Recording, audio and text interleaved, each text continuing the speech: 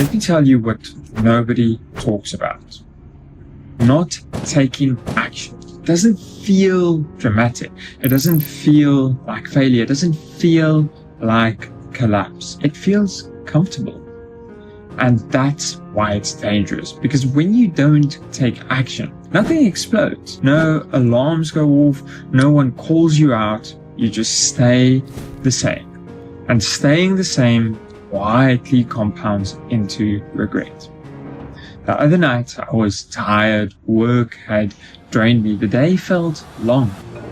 Everything felt busy, like it always does. And I had this video to edit, not even film, just edit. And I sat there staring at the screen thinking, do I even need to post this?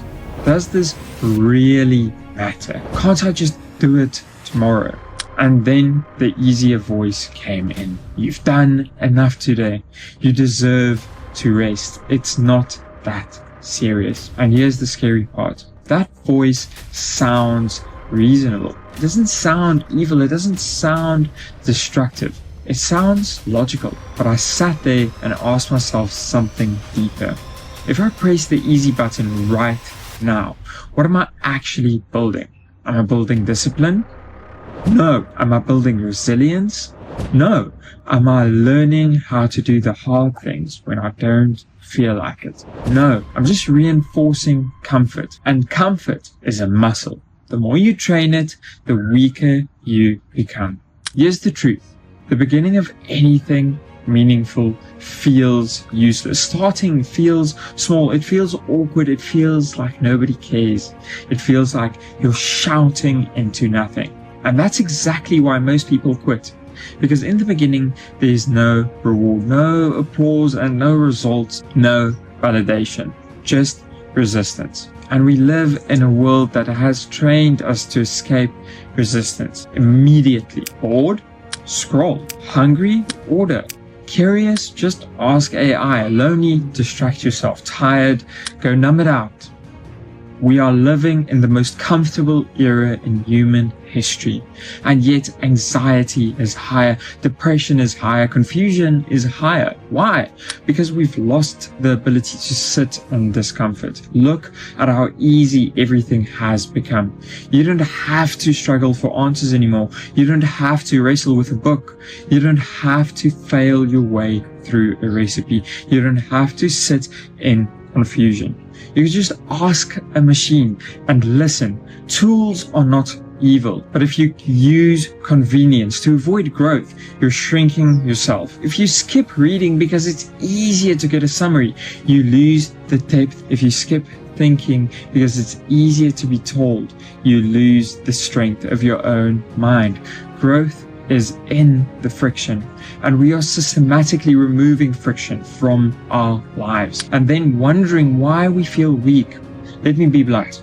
If you constantly press the easy button, you're training yourself to be fragile. You are training your mind to run. You're training your willpower to fold. You're training your spirit to avoid. And avoidance compounds. You avoid the workout. Then you avoid the hard conversation. Then you avoid the opportunity. You avoid the calling until one day you look in the mirror and you realize you didn't fail. You just never really tried. That night when I was tired and staring at my screen, nothing was forcing me to edit. Nobody would have even known if I didn't, but I would have known. And that's the part that matters. Because discipline is not built in public, it's built in private decisions. When you choose to do the hard things, even when there's no applause. That's how you become unshakable. Not by chasing the next dopamine hit, not by stacking short bursts of motivation, but by sitting in uncomfortable silence and doing the work anyways. There's a spiritual side to this too, because the easy voice isn't random. It whispers comfort, it whispers delay, it whispers later. And if you listen long enough, later becomes never. Escaping normal requires resistance, and resistance feels spiritual. You have to actively choose. I will not live on autopilot. I will not live distracted. I will not numb myself into mediocrity. That decision is powerful because normal today looks like constant scrolling, constant stimulation, and constant avoidance of effort. But you weren't built to consume endlessly. You were built to create, to endure, to grow. And here's the part most people miss. The more you fight the easy option, the stronger you get at fighting it. It's a skill. The first time you choose the hard thing, it feels impossible. The 10th time, it feels normal. The 100th time, it feels like identity. That's when something shifts. You stop negotiating with yourself. You stop asking, do I feel like it? And start saying it needs to be done. That's how you become unshakable. Not by being talented, not by being lucky, but by becoming someone who does the hard things consistently. And let me say this clearly. Doing the hard things doesn't always feel rewarding immediately. Sometimes it feels pointless, sometimes it feels small, and sometimes it feels like nobody sees it. But every time you choose difficult over comfort, you are voting for a stronger version of yourself. You are telling your brain, we don't run. And over time, that becomes truth. So if you're in the headspace right now, where everything feels heavy, when it's easier to scroll, where it's easier to quit, where it's easier to press the easy button, I'm challenging you. Don't escape. Sit in it. Practice fighting it.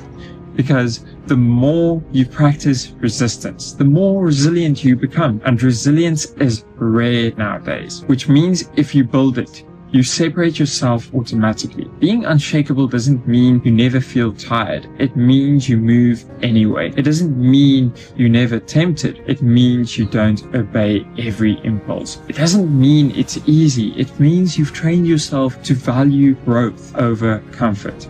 And that is power. Real power. Not loud, not flashy, but steady. So the next time you're sitting there, staring at the thing you don't feel like doing, remember this.